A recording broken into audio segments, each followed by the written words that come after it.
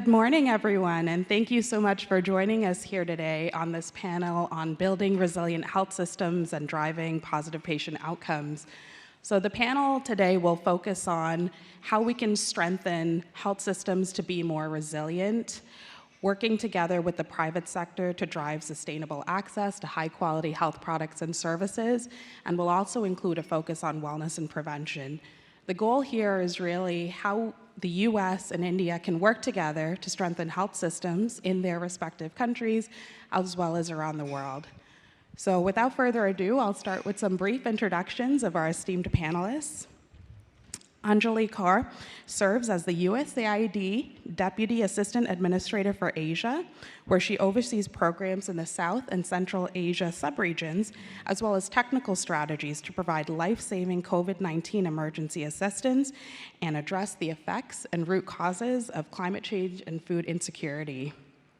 Next, we have Bhartia, who is the founder and co-chairman of the Jubilant Bhartia Group. The group is quite diversified and has a large presence in the US in the pharmaceutical, research, and nuclear medicine sectors. Their group also has a large food services business with a number of American companies. Hari is a member of the India-USA CEO Forum and a former president of CII. And then, of course, we have Milind Pant, who is the CEO of Amway. He joined the company in 2019 and is the first non-family member to run the business since its founding in 1959. Amway is a global entrepreneur-led health and wellness company. Milind also serves as the vice chair for the US-India Business Council's board of directors. So with that, we'll dive right into the questions, and Milind, will be starting with you. So can you please share a little bit more about Amway and its involvement in the health and wellness space?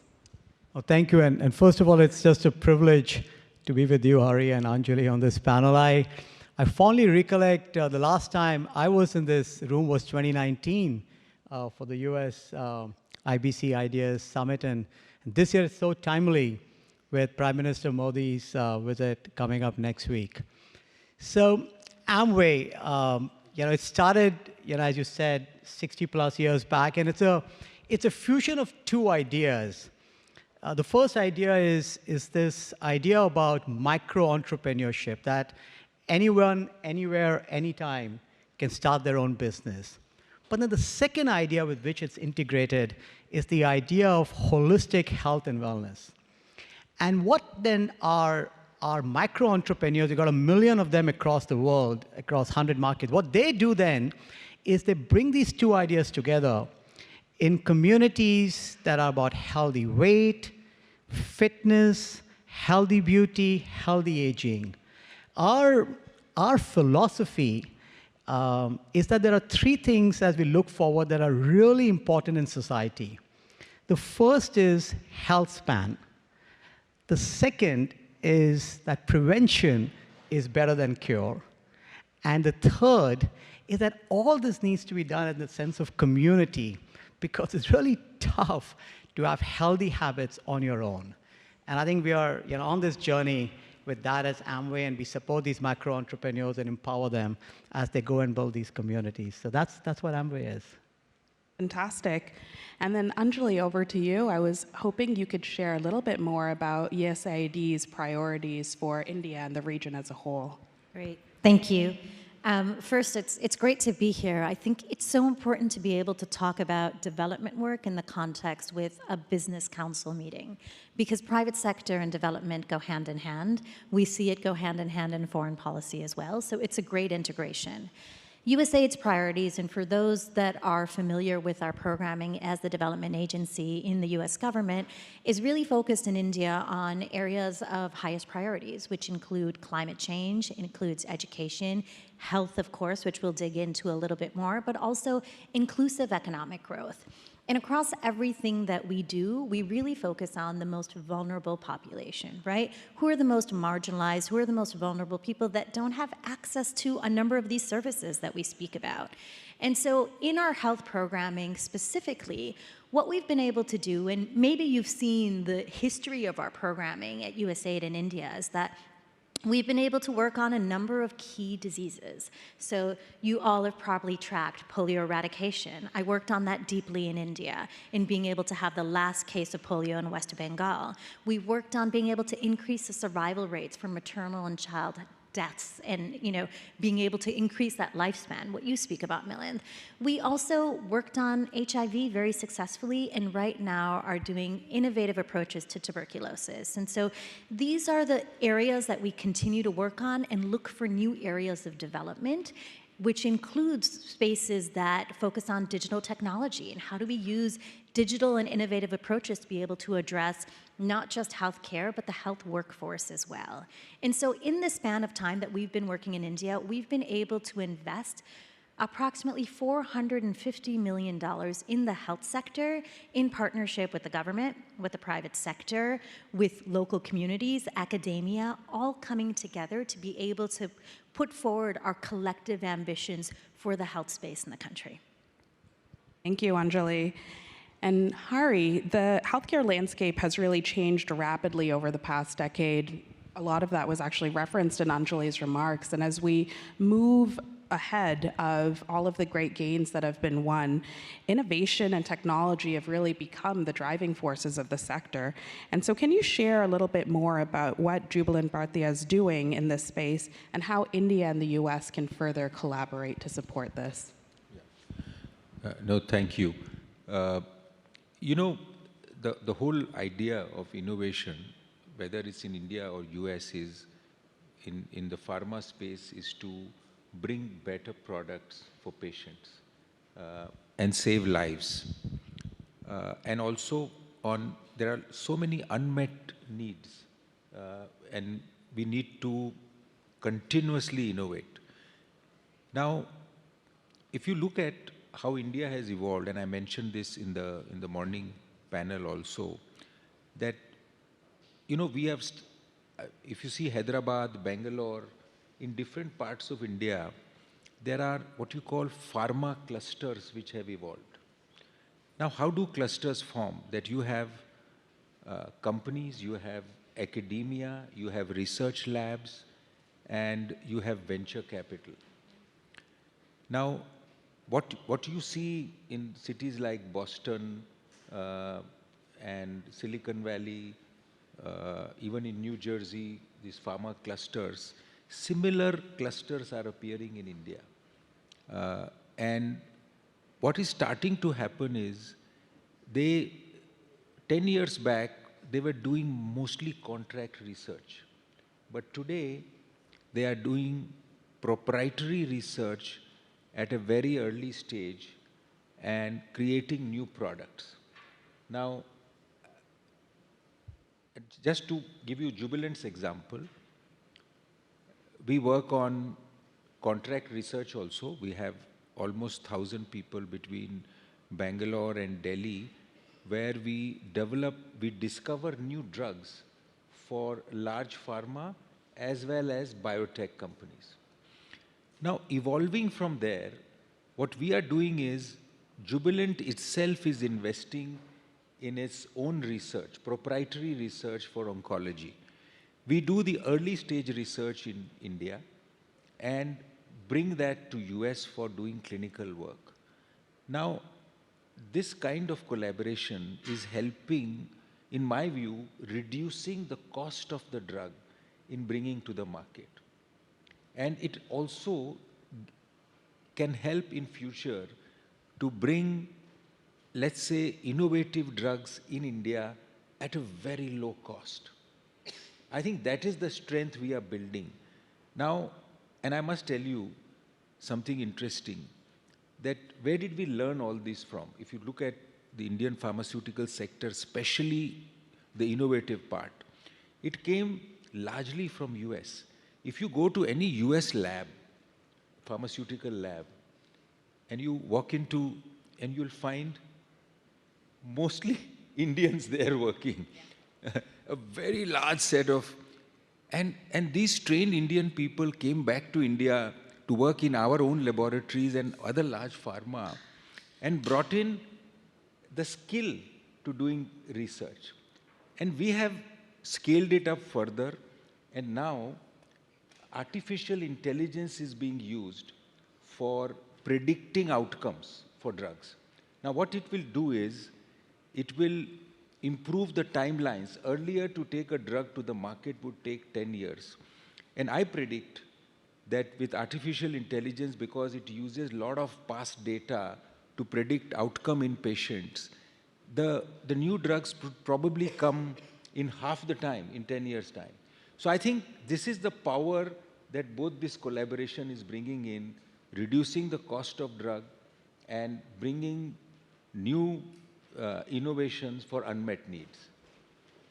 Well, it's very exciting to hear about the growing innovative pharmaceutical industry in India, certainly. And then looking further down sort of the value chain for the health product industry, Milind, I wanted to ask you, can you describe how Amway uses its manufacturing processes in India to support health and wellness, as you referenced earlier? So before I get to the India, what we have is globally an integrated supply chain. It's one of our, kind of our secrets that we own and operate 6,000 acres of organic farms. We've done this for decades, even before organic farming became mainstream. We've got organic farms in Brazil and in Mexico, in Washington State here in the US. We've got research farms in different parts. And then we've got our own manufacturing, as you were pointing out. And then we've got last mile delivery. So we are integrated from the farm, as we said, from the farm to the family. In India specifically, to your question, we invested in a fairly state-of-the-art plant near Madurai, which is LEED certified, it's environment friendly. And then we've got our partner organic farms in 5 different states across the country. Now, recently, we moved into launching Ayurveda-based products. So then we've gone to sourcing Tulsi and Brahmi and Ashwagandha from, again, organic farms in the Western Ghats. So we ensure traceability, end-to-end, product quality, product safety, and of course, supply chain resilience. We only manufacture in 3 countries in the world. We manufacture in India, we manufacture in China, and we manufacture in the US. And it's all integrated from the farm to the family. Certainly a unique model, and I think one certainly that we would applaud here. I want to circle back actually to Hari, you had referenced the advent of digital technology and the use of AI. And so Änjali, I wanted to ask you to speak a little bit more about USAID's efforts to leverage digital technologies, particularly around developing the healthcare workforce to improve patient outcomes. Great. I think in everybody's conversation, we've talked about the power of technology, specifically digital technology, whether it's in health, whether it's in economic growth, agriculture, you name the sector, digital technology is front and center. So how do we actually take advantage of it? And what we've realized in India specifically in our health space is that the use of blockchain, of AI, of virtual reality actually allows us, US and India, to come together on a shared platform with community groups, with doctors, with a number of people that can expand services in a way that we could never do so before, right? And so to give a couple of examples of the work we're doing, we have this pilot project called Nishta, and we're piloting in Assam right now, and it's really about digitizing the healthcare primary space. And what we're doing is that we're using this technology to start tracking patients. We all know being able to track patients and understand their needs and how they change over time is a huge endeavor. But not only tracking patients, but also making sure we can get e-referrals, making sure the management, the diagnostics, the medication, all of these processes of what it takes to address a patient's need holistically, this is what we're trying to do through this digital e-primary care service piece. We're also doing this in the e-pharmacy space. And so we've tried to do this in Maharashtra. We're specifically looking at a community pharmacy. We decided to give it an e-platform, brought in 60 to 70 private sector groups to come in and support it. And now that pharmacy is not just providing care for specific diseases, but it's also looking at mental health support. It's looking at co-infections. It's being able to look at prevention types of tools. And so these platforms exist, but it's how do we utilize them to take them further? And specifically on the health workforce, I think we all realized during COVID that the health workforce was one of those pieces that we didn't realize how limited it was and how it didn't necessarily serve all the purposes, especially in terms of pandemic preparedness, right? We saw this very clearly in India, where there was a great shortage of both doctors and nurses. And so what we've done in response is that we've created these over 75 learning hubs. And what they are is that they're housed in medical colleges, distinguished medical colleges across India, but also secondary and tertiary facilities, approximately 2,000 across India.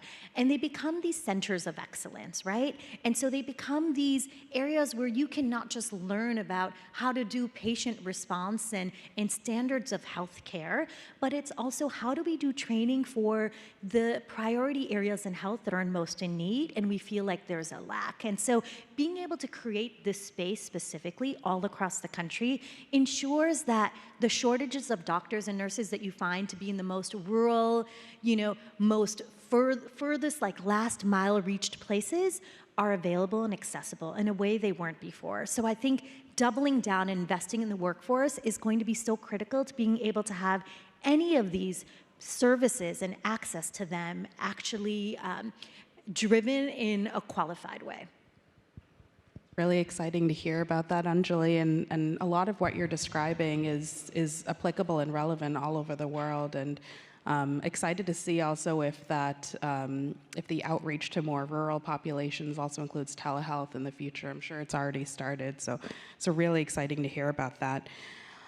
Hari, I wanted to turn back to you and circle back to the topic of manufacturing that we discussed with Milind. In the pharma space, we've seen over the past couple of years a lot of countries witnessing drug shortages, which highlights the importance of secure and resilient supply chains. So how do you think the two countries can work together towards strengthening the supply chain to really best leverage the US-India partnership in this way? In India, we have this scheme which is production-linked incentives, and I want to talk a little bit about it. The whole idea of building that scheme, and in various sectors, but in pharma, was that Indian active ingredient manufacturing was dependent a lot on Chinese raw materials. And some of the active drugs also was imported from China. And of course, a lot of APIs get manufactured in India and then sold to US. So India is building a huge capacity where products which were not made in India are now going to be made in India. And that opportunity is available to US companies also to build, because most of the active ingredients are imported into US. So that is one part that is starting to evolve to build a resilient supply chain for active ingredients. The other part is India is the largest supplier of solid dosage to US, to US health industry. And the capacity, if you ask me, is truly at 40 to 50% utilized. And the one challenge which I want to highlight is that today in America, the generic prices are one of the lowest in the world. And that has happened because there are only 3 buyers of generic products which distribute then further to the pharmaceutical companies. And because of that, the prices at which it is being sold are even lower than the cost of production. Now what it does is, a lot of companies are getting out. They are not stopped supplying drugs because they say it's too low a price. And that is why you saw an article in New York Times about drug shortages in many areas. So I think between India and US, we have to work together in a manner that there is some level of consistent pricing so that companies can invest for the long term. So this is what one of the suggestions that we have made, even in the Indo-US discussion about how to build a supply chain which is reliable. and consistent. I don't think there is an issue about investment. There's an issue about capacity. Enough capacity is available. But at some level, we have to maintain a reasonable return on investment so that supplies are sustainable. So I will stop here, though there are many issues we can discuss around it. No, but I think that's certainly one of the hottest topics right now, especially as we think about future pandemic prevention, preparedness, and response. So Milind, I'll turn back to you. As I just mentioned, future pandemic prevention, preparedness, and response. Looking back, however, can you share how the past pandemic, COVID-19, affected how your business views the health and wellness space? Well, we are meeting after so many years with the pandemic in between, which is like a wake-up call for society. Now, I know USAID and Änjali would have had much deeper experience dealing with it than we did as a business.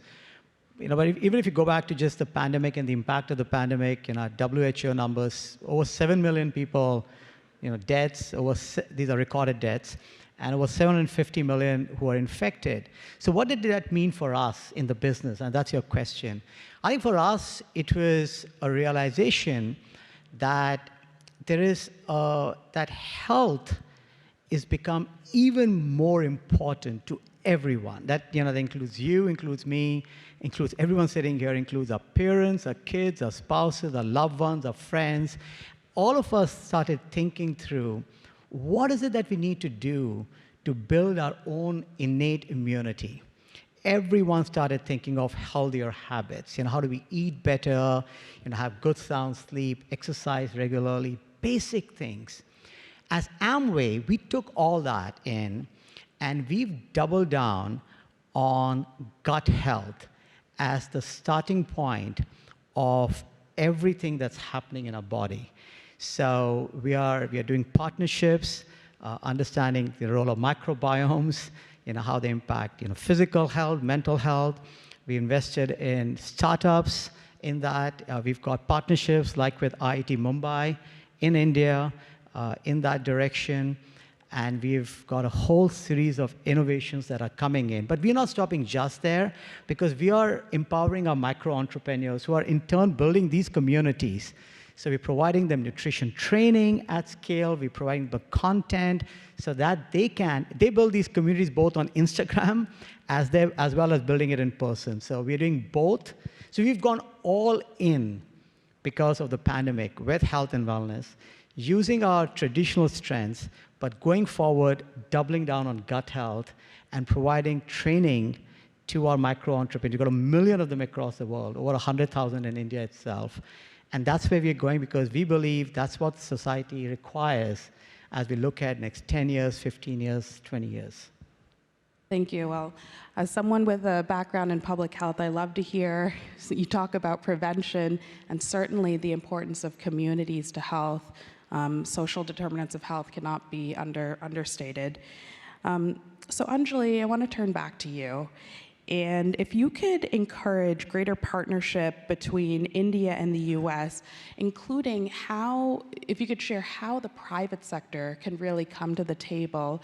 I know you mentioned at the beginning the integral role of private sector, but how, speaking on behalf of industry, I know there's a real eagerness and willingness to partner with governments to really further public health outcomes. So would certainly welcome your thoughts and perspective on that. Great. It's a great question, especially in this room. So I think USIBC provides a platform that furthers our work together, helps us think about partnerships, but also allows us to network and learn from one another. I hope, today's event allows us to speak to each other and think about ways where we can further partner, because this is a great platform and a medium to be able to do that.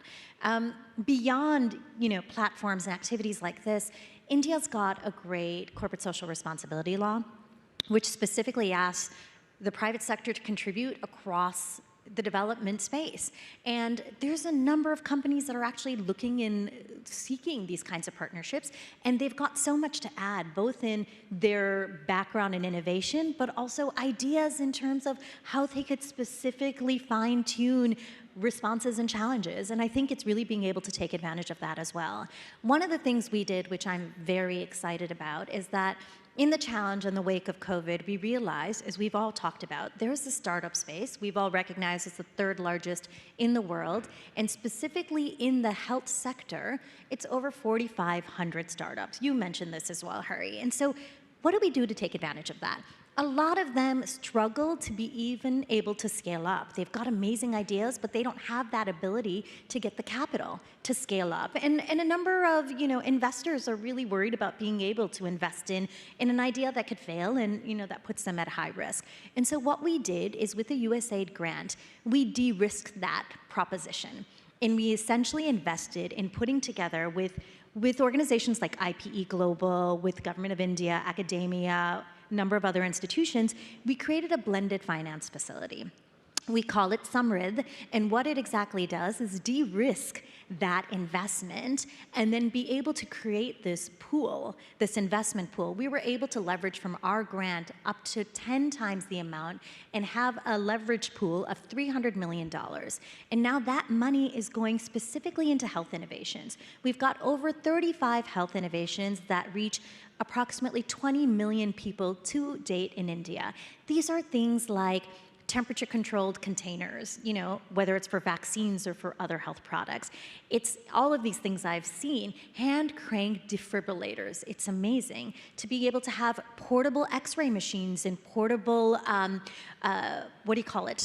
portable oxygen, supply chains. All of these things and mobile health units that are doing much more than the basic mobile health unit that we're all used to, that used to be in a van in the middle of a village. And so we're seeing this dramatically change the space, but also give rise to young entrepreneurs who have these ideas and fresh blood to be able to change the landscape of how we're responding to health needs, especially in the hardest to reach places. And so really excited about all of this. And please reach out to us if you want to be a part of how movements like this increase and expand. So we would love to be able to engage with all those that are in the room in increasing our partnership and our work in India.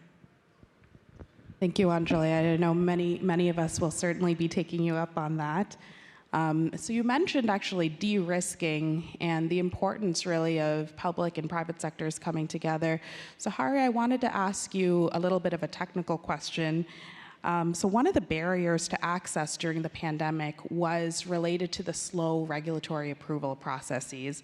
And so how do you think some of the existing institutions and mechanisms can be leveraged to reduce that sort of regulatory burden while enhancing scientific harmonization in the process?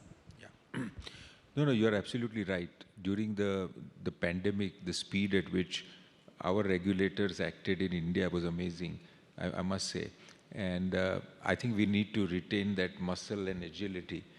But one thing which I also mentioned in the morning is about harmonization, because each facility gets inspected by 5 different very competent agencies, both in Japan, Europe, US, Canada.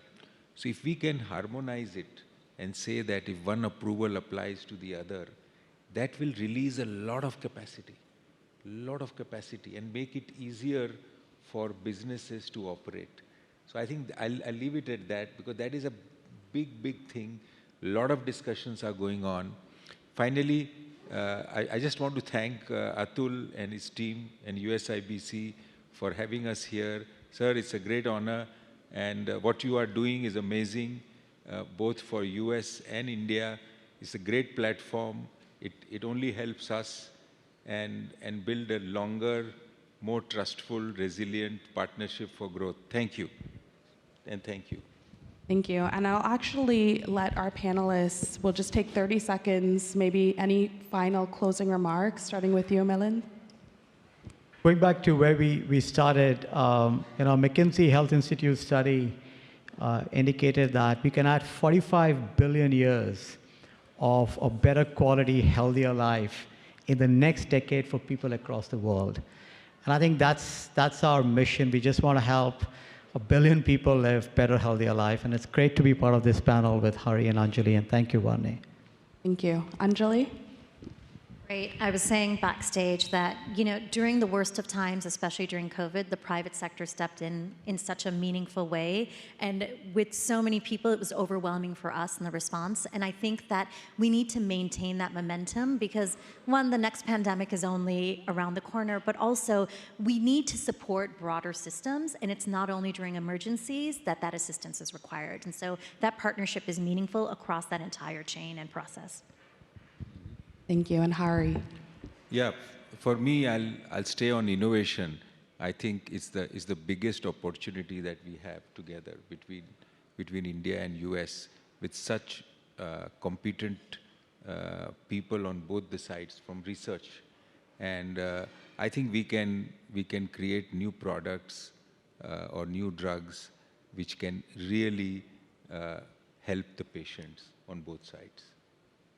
Wonderful. Well, I'd like to thank all of our panelists again for such an illuminating discussion and certainly on a topic as universal as health, and looking forward to the rest of the sessions.